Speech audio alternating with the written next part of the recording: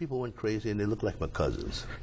I had a little anecdote. I know because we have African roots, and people y'all don't know.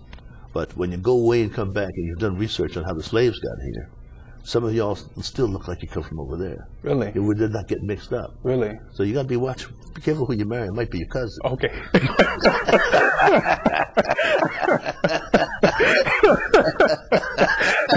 Okay, I need to do my research. You can do your research. You know, there was a waitress, and I said, "You look like my cousin." She said, "What was my cousin's name?" I said, "Well, there's Ray." She said, "No." I said, "Haygood." She said, "No."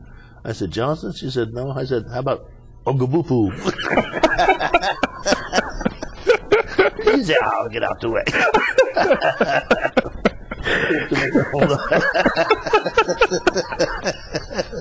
Did I go back far enough?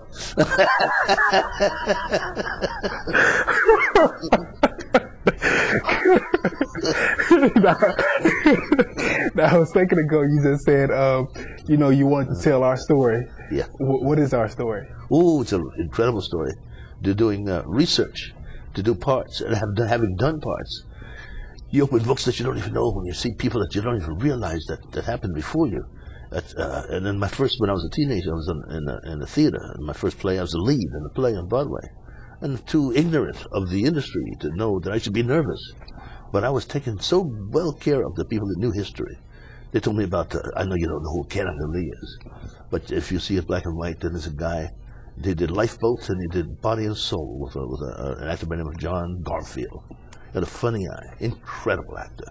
Of course, then there's Alibaba and the 40 Thieves with the genie, Rex Ingram, and there's also some predecessors that are pretty prolific actors.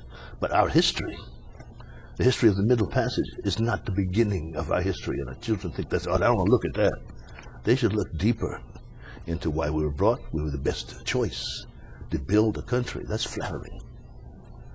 But they didn't think that they thought they could control us. But when you do research to get the best, you put laws to try and control the best. When they thought they had to, probably did, and keep those particular people slaves. It worked for a while, but God is in charge.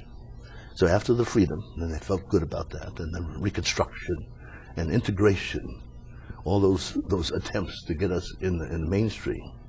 The only thing that worked is our stick-to-itiveness, our history from Africa, how we took care of one another a great deal, verbally. And so from slavery until a little under 600 years, look who's in the White House. So we have nothing really to be concerned about, but we have to keep our nose to the grindstone because now all the doors are open and the window is maybe about 4 years wide. We need to encourage all of our young people to go for it. That's when the hard work starts. Scar up your elbows and your fingers. Look in the books and go for anything you want.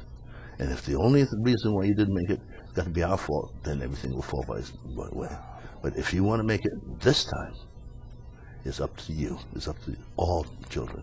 And the end result is that we should be one nation in love and fellowship in America to make this entire country as great as it possibly can be.